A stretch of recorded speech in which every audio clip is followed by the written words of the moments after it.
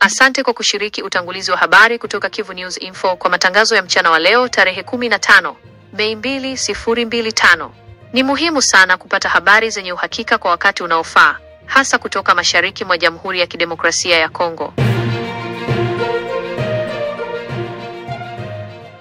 Hali ya usalama katika mji wa Goma imeendelea kuzorota sana kuanzia mwishoni mwa Aprili hadi katikati ya Mei 2025. Huku kukiwa na ripoti za ongezeko la mashambulizi, mauaji na ukiukwaji mwingine wa haki za binadamu unaofanywa na waasi wa AFC M23 na washirika wao. Kwa mujibu wa ripoti iliyochapishwa Mei 14, 2025 na mabaraza ya vijana ya manispaa ya Goma na Karisimbi, kipindi cha kati ya Aprili 25 na Mei 10, 2025 kilishuhudia ghasia kubwa. Katika kipindi hicho cha takriban wiki mbili, watu wapatao 15 waliripotiwa kuuawa kwa kupigwa risasi. Nyumba 110 zilivamiwa, miili 9 iligunduliwa, kesi 4 za utekaji nyara ziliripotiwa, watu 6 walijeruhiwa kwa risasi na kesi 3 za ukiukwaji wa haki za kundi ziliandikwa. Wilaya zilizotajwa kuathirika zaidi na hali hii ya ukosefu wa usalama ni pamoja na Mugunga, Ndosho, Kasika, Mabanga, kusini na kaskazini, Bujovu, Lakvet, Kieshero, Himbi, Katindo na Mapendo. Ripoti hiyo inabainisha kuwa waathiriwa mara nyingi walishambuliwa na watu wenye silaha, baadhi yao wakiwa wamevalia sare za kijeshi na kuhusishwa na vikosi vya FFC by M23.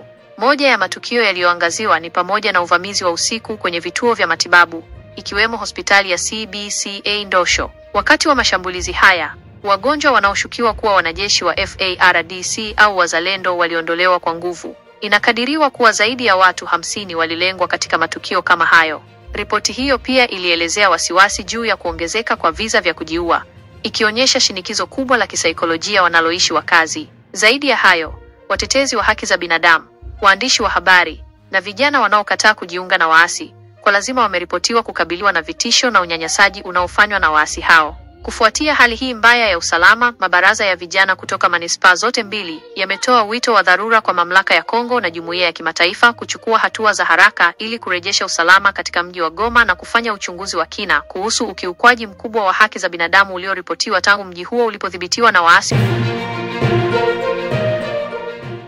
Goma, Kivu Kaskazini. Uwanja wa Unity mjini Goma ambao ulikuwa umefungwa kwa takriban miezi 4 kufuatia kukaliwa kwa mji huo na waasi wa AFC M23, sasa umefunguliwa rasmi kwa ajili ya shughuli za michezo. Uwanja huo ulikuwa ukitumiwa na kundi hilo la waasi kwa madhumuni ya kijeshi wakati wa kipindi cha machafuko. Makabidhiano rasmi ya miundombinu hiyo kutoka kwa viongozi wa waasi kwenda kwa mamlaka ya michezo ya eneo hilo yalifanyika Jumatano, Mei 14.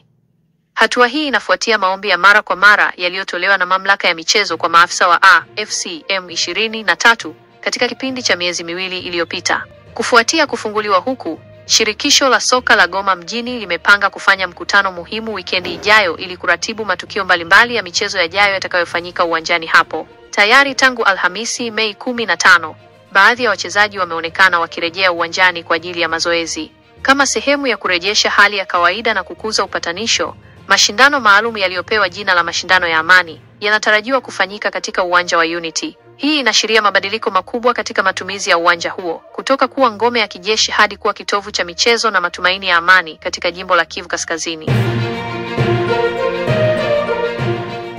Hivi karibuni kumeibuka taarifa zinazodai kuwa mwili wa Jenerali Peter Chiromwami, aliyekuwa gavana wa kijeshi wa jimbo la Kivu Kaskazini, umelazwa katika chumba cha kuhifadhia maiti mjini Kinshasa kwa muda wa miezi 4 tangu kifo chake, na kwamba hakuna program rasmi ya mazishi iliyoandaliwa. Hata hivyo, taarifa zilizopatikana kutoka vyanzo mbalimbali wakati na baada ya kifo chake hazithibitishi madai haya na badala yake zinaonyesha hali tofauti.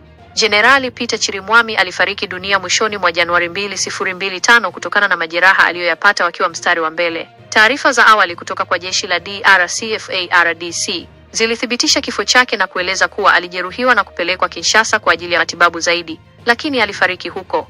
Wakati huo, taarifa kutoka vyanzo rasmi na vyombo vya habari zilionyesha kwamba Jenerali Chirimwami angepewa heshima za kitaifa na kwamba mazishi ya kitaifa yangeandaliwa mjini Kinshasa. Hakuna taarifa zilizojitokeza wakati huo au katika miezi iliyofuata hadi sasa, Mei 2025, zilizoeleza kuwa mwili wake ulikuwa umekaa katika chumba cha kuhifadhia maiti kwa muda mrefu kama miezi 4 bila mpango wa mazishi. Badala yake, matarajio yalikuwa ya maandalizi ya heshima za mwisho za kitaifa kwa kiongozi huyo wa kijeshi. Kwa hivyo, madai kwamba mwili wa Jenerali Peter Chirimwami umekuwa katika chumba cha kuhifadhia maiti Kinshasa kwa miezi 4 na kwamba hakuna programu rasmi ya mazishi hayanaungwa mkono na taarifa za umma zilizopo. Hali imeripotiwa kuwa shwari huko Lubutu, jimbo la Maniema, Alhamisi hii Mei 15, kufuatia machafuko yaliyotokea usiku wa kuamkia leo kati ya vikosi vya serikali FARDC na wanamgambo wa kundi la Force Divine Simba. Kwa mujibu wa mamlaka za eneo hilo zilizonukuliwa na Kivu News Info, kurushiana risasi kulizuka kutokana na kutoelewana kati ya pande hizo mbili. Hatua za kusitisha hali hiyo zinaendelea kuchukuliwa. Aidha, vyanzo hivyo vimearifu kuwa ujumbe wa jeshi kutoka Kisangani unatarajiwa kufika Lubutu kushughulikia suala hilo. Mapigano hayo yameelezwa kuwa yameathiri vibaya kisaikolojia wakazi wa Lubutu, ingawa shughuli za kijamii na kiuchumi, ikiwa ni pamoja na usafiri na biashara, zilianza tena kwa tahadhari Alhamisi asubuhi. Mashtaka ya kisheria dhidi ya aliyekuwa rais wa Jamhuri ya Kidemokrasia ya Kongo, Joseph Kabila, yamechukua sura mpya tangu alipotangaza kurejea nchini humo na kutembelea maeneo ya mashariki yanayokaliwa na waasi wa M23 AFC.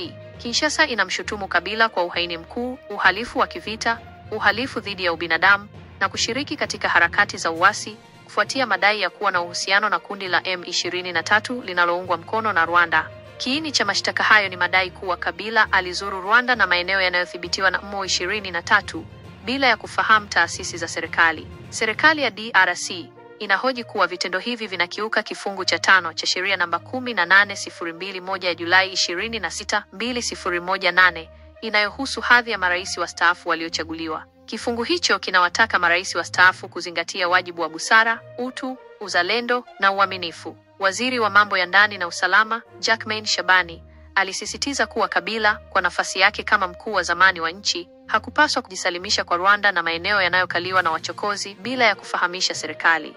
Kufuatia taarifa za kuwepo kwa Kabila mjini Goma, hatua za kisheria zilichukuliwa dhidi yake. Hii ni pamoja na kuagiza kukamatwa kwa mali zake zisizohamishika kwa madai ya kuhusika moja kwa moja na uchokozi unaofanywa na Rwanda kupitia vuguvugu la AFCM 23. Waziri wa sheria alithibitisha hatua hizi, akieleza kuwa zinalenga kushughulikia ushiriki wa moja kwa moja katika uchokozi unaofanywa na Rwanda kupitia AFCM 23, vuguvugu la kigaidi.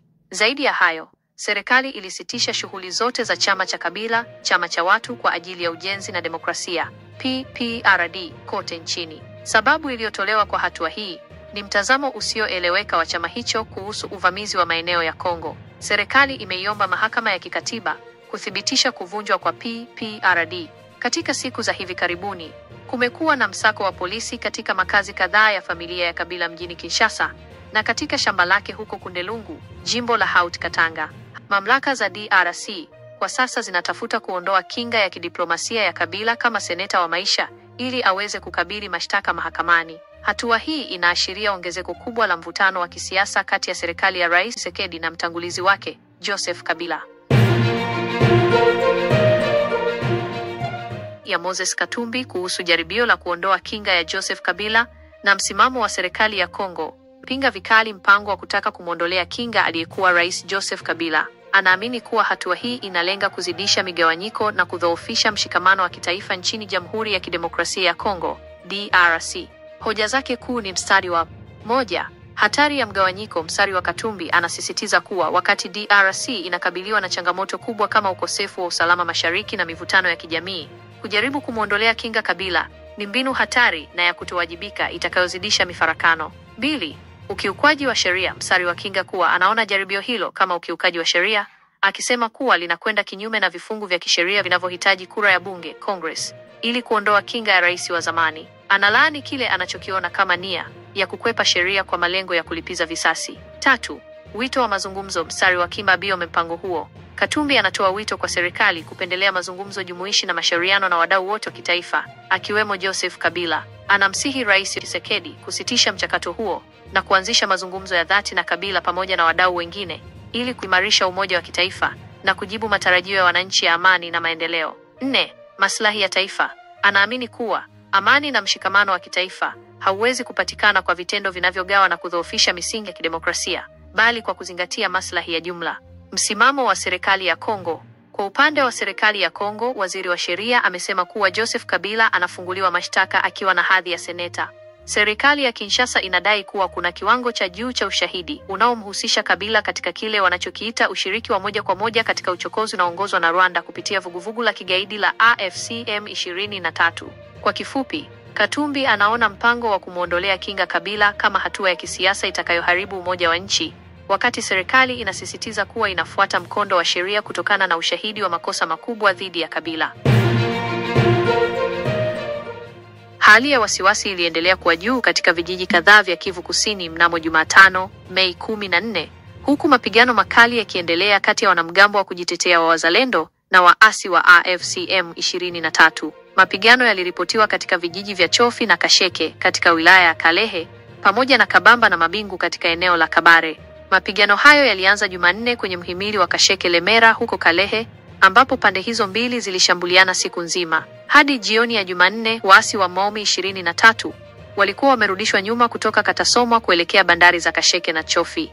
Hata hivyo, hali ilibadilika Jumatano asubuhi pale waasi wa AFC M23 waliporudi tena kushambulia. Kulingana na vyanzo vya karibu na eneo hilo, waasi hao waliongezewa nguvu na wanajeshi kutoka miji ya Bukavu na Goma, pamoja na kupata risasi mpya. Lengo lao kuu lilitajwa kuwa ni kuwafurusha wanamgambo wa Wazalendo kutoka kwenye maeneo wanayodhibiti kando ya barabara ya kimataifa namba 2 RN2, ambayo ni njia muhimu inayounganisha miji ya Bukavu na Goma. Katikati ya mapigano haya, idadi ya raia walijikuta wamekwama na walilazimika kutafuta usalama popote walipoweza. Baadhi ya wakaazi walikimbilia kwenye visiwa vya Ihoka na Ishovu huko Kalehe, huku wengine wakitafuta hifadhi katika eneo la Kajuchu lililoko jirani na Kabare. Ingawa idadi kamili ya vifo kutokana na mapigano hayo bado haijulikani, athari za kibinadamu zinaonekana wazi, huku idadi ya watu waliokimbia makazi yao ikiongezeka na kuhitaji msaada wa haraka. Watu 3, wakiwemo watoto 2, wameuawa na wengine kadhaa kujeruhiwa kufuatia shambulio lililotokea Jumatano, Mei 14, katika kijiji cha Senga, kilichoko eneo la afya la Jiba, eneo la Jugu, mkoa wa Ituri. Shambulio hilo linahusishwa na wanamgambo wa kundi la Zaire. Mkuu wa sekta ya Walendu Pitsi, DIEUDONN, Kipari Chuma, alithibitisha kutokea kwa shambulio hilo na kuelezea kusikitishwa kwake. Aidha, alisema kuwa nyumba kadhaa katika kijiji hicho zilichomwa moto wakati wa uvamizi huo. Hata hivyo, taarifa tofauti kutoka vyanzo vingine zinasema kuwa mauaji na majeraha hayo yametokana na makabiliano ya moja kwa moja kati ya wanamgambo wa kundi la Zaire na wale wa kundi lingine la Kodeko katika eneo hilo. Ripoti zaidi juu ya tukio hili na idadi kamili ya waliojeruhiwa bado zinaendelea kukusanywa. Vikosi vya usalama havijatoa taarifa rasmi mara moja kuhusu shambulio hilo au hali ya usalama katika eneo la Tsenga. Eneo la Jugu limekuwa likikumbwa na machafuko na mashambulio yanayohusisha makundi mbalimbali ya wanamgambo kwa miaka kadhaa na kusababisha uhamishaji wa maelfu ya watu na mgogoro mkubwa wa kibinadamu.